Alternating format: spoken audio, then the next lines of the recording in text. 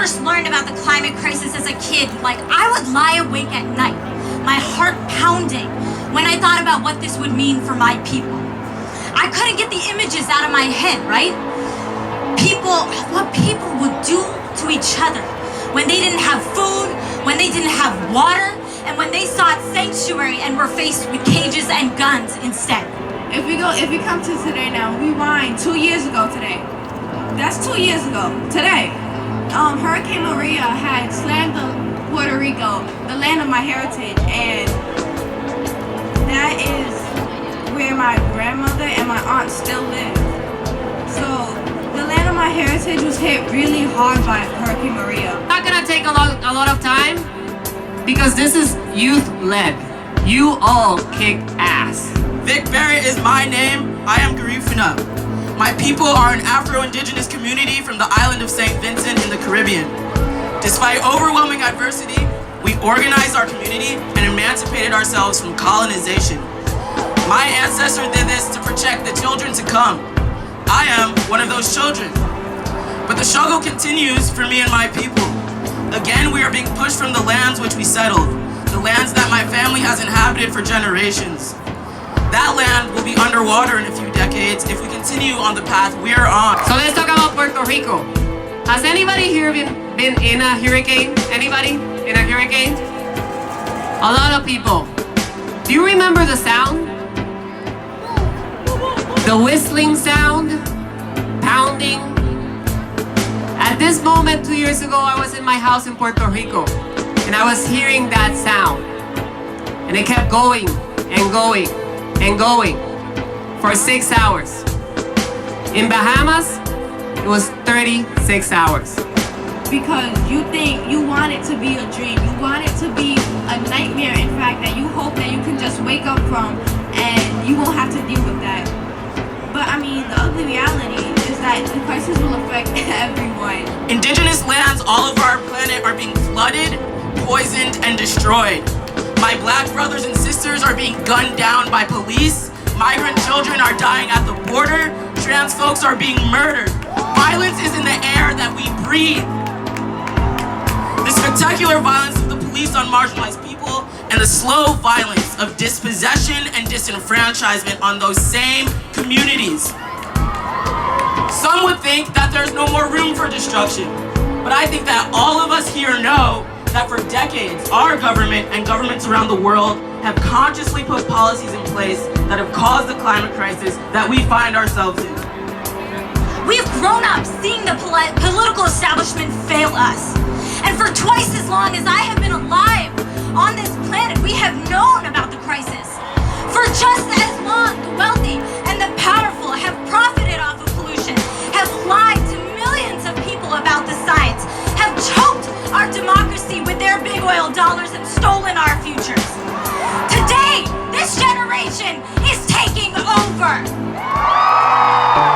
Our days of waiting for justice, our days of waiting for action, our days of waiting to be heard are over. Am I right? Governments are not taking bold action, but we are. And we must acknowledge the crisis, but we can't accept it. These fossil fuel corporations only care about their profit, but we fight for our future. So are we ready to fight? Are we ready to fight? This fight is about every one of us. I remember after the hurricane, I came out and it was complete destruction. And there was no support from the government. And you know who stepped up? All of us. Every day. Today we are putting our feet in the streets and we are not stopping until we get it done. Today kids don't have to feel small and alone and powerless because we have a movement that is globally shaking the roots of our society and is getting millions of people involved. The momentum became unstoppable. Billions of people joined the next global climate strike. The United States Supreme Court enshrined our constitutional right to a stable climate, and politicians around the world found the political will to fight for meaningful reforms to ensure justice for their people. me tell you guys, those history books won't write themselves. So I want you to repeat after me. This is our time. This is our future. And I will do whatever it takes to protect our rights, to protect our planet, and to protect our people. We gotta be honest with each other.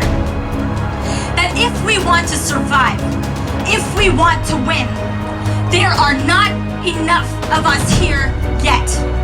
There are 3 million people globally, but there are not enough. And if we want to win, we are gonna need tens of millions of Americans to join us in the streets. If we are gonna win, we have to bring society and our economy to a standstill and make it happen. If we are gonna win, politicians are gonna have to know that they will win or lose based off of where they stand on this issue. And we can do it. We've been here before as a people. In 1970, on the first Earth Day, 20 million people were in the streets.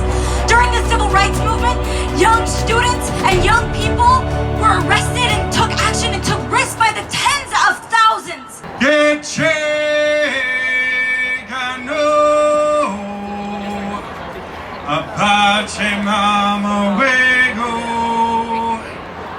Way-ha-hey-oh,